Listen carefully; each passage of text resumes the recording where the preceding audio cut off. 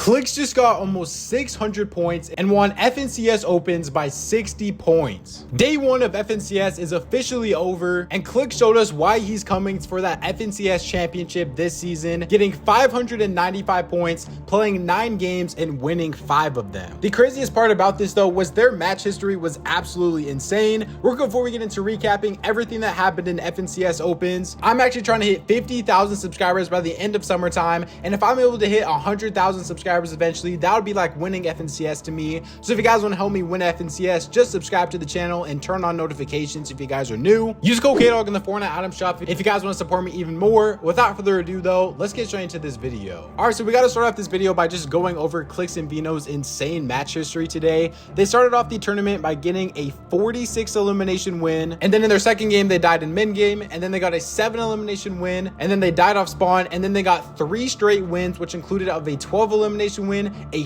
52 elimination win, a 9 elimination win, and then in their last 2 games they were kind of just trolling because they already won and they ended up dying in mid game. But winning 5 out of 9 games and every single time that they made end game they won is such a positive sign for them going forwards. I said this in the video that I made earlier that Clix is such a big vibes player, and you could tell he was just having a blast playing today. If they are able to keep this momentum up, I have no doubt that they will be able to perform well in FNCS finals, but obviously that does have to carry over to these set lobbies, so hopefully people will not just be calling him an opens player, especially since Mongrel's on the region now. Let's go over the entire top 10 now for you guys. So obviously in first place we have Clix and Vino with 595 points. In second place we actually have an EU team from last season, Blocka and Mixin. This was the team that I was talking super highly about when I was making my FNCS predictions earlier on this season, so I'm really happy to see that they are still performing well. Iyamzu and Tayson got third. They're playing absolutely out of their minds as well, getting 4 wins out of 10. Re and Rituals got 4th place. Oliver OG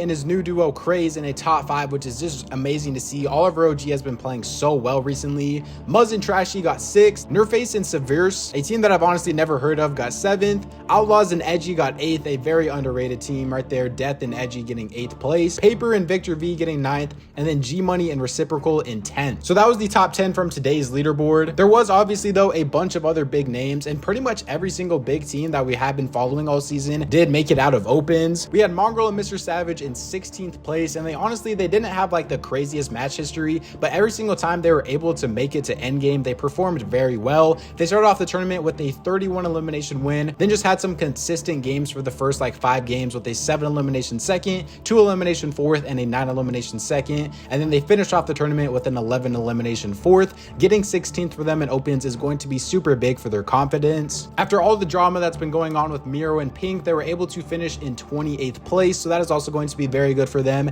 and a lot of people that are fans of Pink can now probably chill out on Miro a little bit. Peterbot and Pollo also bounced back after not qualifying for the Cash Cup finals. They finished in 37th place, but I mean, you guys know how Peterbot and Pollo play tournaments. They literally just W key every single person the whole tournament. They had a 41 elimination win, a 26 elimination second, a 10 elimination 24th, and a 21 elimination 11th. Literally did not play for placement at all this tournament, and I wouldn't expect anything less from Peterbot and Pollo. I'm very curious to hear if you guys still believe in Peterbot and Pollo or not, just because of one bad Cash Cup placement. I personally still think they're going to be able to place really well in set lobbies especially, but obviously in any opens lobby they're not going to be going for like the top 5 finish. They're just going to be W keying every single game and sticking with whatever placement they end up getting. We had the OCE boys that just came over to NA to practice get 41st. I saw a lot of people hating on them, especially after that Clix clip that was going around of Clix killing Alex, I'm pretty sure, saying that OCE should have just stayed on the region and things like that. I honestly think that the OCE boys will be able to qualify for grand finals pretty easily.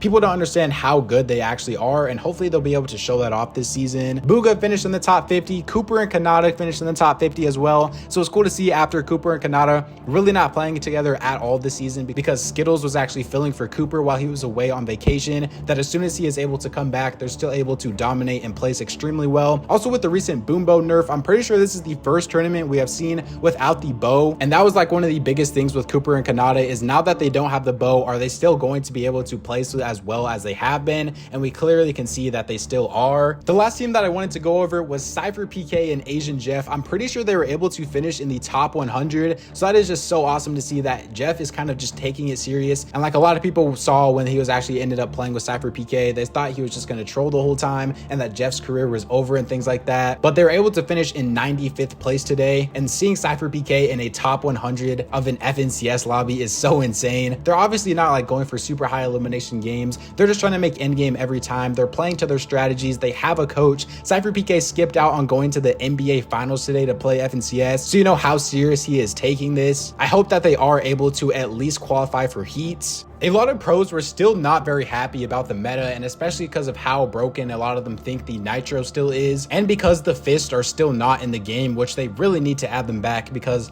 I feel like that would really help out even out the Nitro to the Fist distribution, especially in the lobbies that were more stacked. Like obviously in all the WK games, people were just getting Nitroed in on every single second, but in more of these stacked games, people weren't just brain dead jumping in your box, kind of like how the Duo Cash Cup was, and especially being able to see games play out without the overpowered bow with the infinite ammo coin, which whoever got that infinite ammo coin with the bow was pretty much guaranteed to win games. Like we literally saw Peterball and Puyo double bowing on height, which is one of the most broken things I think I've ever seen. So we are getting back to more of that like regular Fortnite feel, and it's not just abusing overpowered weapons, which I really enjoy a lot more watching. I guarantee as a player though, it is very frustrating still with all of the Nitro, and we also have data to prove that. This was actually the least played FNCS of this chapter so far by a very wide margin. In chapter 5 season 1, that was obviously coming off of the OG Fortnite hype, and it had 870,000 players. I'm not expecting it to get anywhere near that. In chapter 5 season 2 though, it went down to 332,000, and then this season is 150,000. But it honestly seemed like viewership was still very high. Like Clix had like 30k viewers when they were popping off. Aussie Endix had like 10. Mongrel Mr. Savages had like 10,000. So it just seems like a lot more people are watching this season's FNCS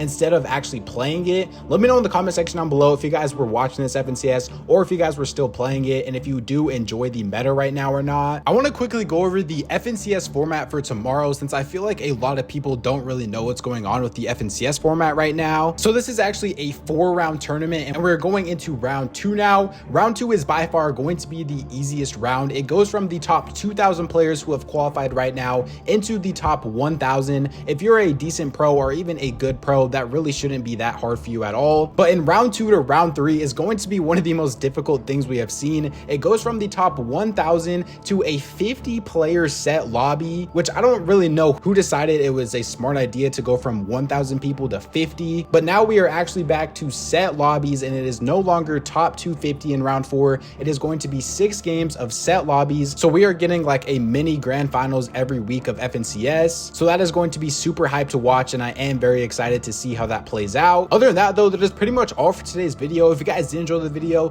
please subscribe to the channel if you guys are new. We are trying to hit 50,000 subs by the end of summertime, and hitting 100,000 subscribers is like winning FNCS to me. So if you guys want to help me win FNCS, just subscribe to the channel, turn on notifications, use code KDOG in the Fortnite item shop. Hope you guys enjoyed this video. Let me know what you guys think about FNCS opens in the comment section down below. Thank God for another day, and I'll catch you guys next time. Peace out.